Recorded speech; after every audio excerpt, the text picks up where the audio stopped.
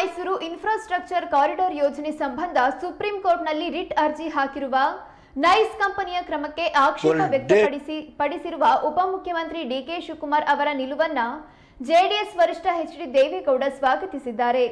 ಬೆಂಗಳೂರಿನಲ್ಲಿ ಮಾತನಾಡಿದ ಅವರು, ಈ ಇಳಿ ವಯಸ್ಸಿನಲ್ಲಿ ನನ್ನನ್ನು ಪ್ರತಿವಾದಿಯಾಗಿ ಅರ್ಜಿ ಹಾಕಿರುವುದು ಎಷ್ಟು ಸರಿ ಎಂದು ನಾನು ಪ್ರಶ್ನಿಸಿದ್ದೆ. ಡಿಕೆ ಶಿವಕುಮಾರ್ ಸಹ ಈ ಬಗ್ಗೆ ಅಸಮಾಧಾನ ವ್ಯಕ್ತಪಡಿಸಿದ್ದಾರೆ.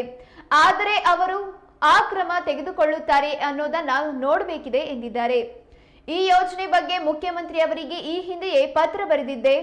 ಎಷ್ಟು ಭೂಮಿ ತೆಗೆದುಕೊಂಡಿದ್ದಾರೆ ಮತ್ತು ಎಷ್ಟು ಬಳಕೆ ಮಾಡಿಕೊಂಡಿದ್ದಾರೆ ಎನ್ನುವುದರ ಬಗ್ಗೆ ಮಾಹಿತಿ ನೀಡಿ ಎಂದು ಕೋರಿದ್ದೆ. ಈ ವಿಚಾರದಲ್ಲಿ ಅಶೋಕ್ ಖೇಣಿ ವಿರುದ್ಧ ಸರ್ಕಾರವು ಕ್ರಮ ತೆಗೆದುಕೊಂಡರೆ ಸಂತೋಷ ಎಂದು ಹೇಳಿದ್ದಾರೆ. ಡೇ ಇವತ್ತು 2 ಕೋಟಿ 2.5 ಕೋಟಿ ಪರ್ ಡೇ ಸದನ ಸಮಿತಿಯಲ್ಲಿ ಬರೆದ್ರು. ಅವನಿಗೆ ಅಧಿಕಾರ ಇಲ್ಲ ಟ್ಯಾಕ್ಸ್ ಕಲೆಕ್ಟ್ ಮಾಡೋದಕ್ಕೆ ಅಂತ. ಏನು ಕಂಡೀಷನ್ ಇದೆ ಅಂದರೆ, ಈ ರಸ್ತೆ ಮೈಸೂರುವರೆಗೂ ಕಂಪ್ಲೀಟ್ ಮಾಡಿದ ಮೇಲೆ ಅವನೇನಿದ್ರು ಟೋಲ್, ಆಮೇಲೆ ಇದು ಈ ರಸ್ತೆ 30 ವರ್ಷಕ್ಕೆ ಜಾಗ ವಾಪಸ್ಸು ಸರ್ಕಾರಕ್ಕೆ ಕೊಡಬೇಕು. ಇದು MOU ಸೈನ್ ಆಗಿರೋದು. ಆದರೆ ಕೆಲವರು ಮಹನೀಯರು ಅವ್ರಿಗೆ ಕೊಡಬೇಕು ಅಂತಲೂ ಕೆಲವು ನಿರ್ಣಯಗಳು ಮಾಡಿದ್ದಾರೆ. ಇದೆಲ್ಲ ತುಂಬ ವಿಷಯ ಇದೆ. ಸಿದ್ದರಾಮಯ್ಯರಿಗೆ ಗೊತ್ತಿದೆ ಪಾಪ.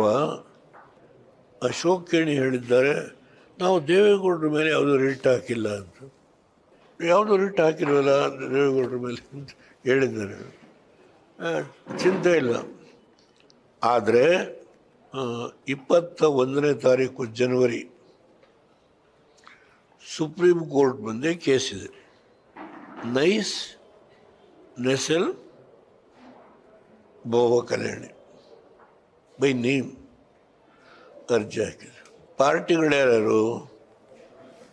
ಇಲ್ಲಿ ಯಾವುದೋ 2 ಪ್ರೈವೇಟ್ ಪಾರ್ಟಿಗಳು, ಅವ್ರದ್ದು ಏನೋ ಜಮೀನು ಇರ್ಬೋದು, ನಂದು ಯಾವುದೂ ಜಮೀನಿಲ್ಲ. ಆದರೂ ನಾನು ಒಬ್ಬ ಪ್ರತಿವಾದಿ. ಆಮೇಲೆ ಪ್ಲ್ಯಾನಿಂಗ್ ಅಥಾರಿಟಿ, ಚೀಫ್ ಸೆಕ್ರೆಟರಿನ ಪಾರ್ಟಿ ಮಾಡಿಲ್ಲ, 2 ಡಿಪಾರ್ಟ್ಮೆಂಟ್ಗಳನ್ನು ಪಾರ್ಟಿ ಮಾಡಿದ್ದಾರೆ. Planning authority sir, BMICP planning authority ಮತ್ತು ಅರ್ಬನ್ ಡೆವಲಪ್ಮೆಂಟ್ ಅಥಾರಿಟಿ 2 ಡಿಪಾರ್ಟ್ಮೆಂಟನ್ನು ಪಾರ್ಟಿ ಮಾಡಿದ್ದಾರೆ. ಆಮೇಲೆ 2 ಪ್ರೈವೇಟ್ ಪಾರ್ಟಿಗಳು ನನ್ನನ್ನು ಕೊನೆಯನ್ನು ಮಾಡಿದ್ದಾರೆ. ಆದರೆ ಬಾಬಾ ಕಲ್ಯಾಣಿನೇ ಇವತ್ತು ಅರ್ಜಿದಾರರು. Nice, ನೆಸೆಲ್ and Baba Kalyani petitioners. ಅದು 21ನೇ ತಾರೀಕು ಬರುತ್ತೆ.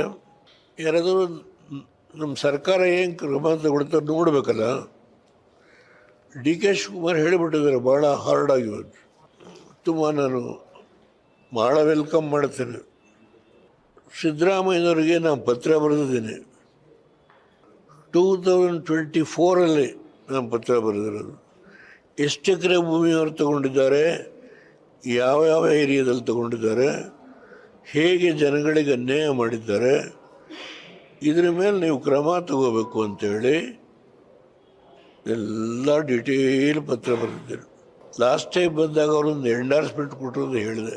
ಆದರೆ ಈಗ ನಮ್ಮ ಕಾಂಗ್ರೆಸ್ ಅಧ್ಯಕ್ಷರು ಡೆಪ್ಟಿ CM ಇವತ್ತು ಹೇಳಿರೋ, ನಾನು ಕಠಿಣವಾದ ಕ್ರಮ ತಗೋತೀನಿ ಅಂತ. ತುಂಬ ಸಂತೋಷ, ವೆಲ್ಕಮ್ ಮಾಡ್ತೀನಿ.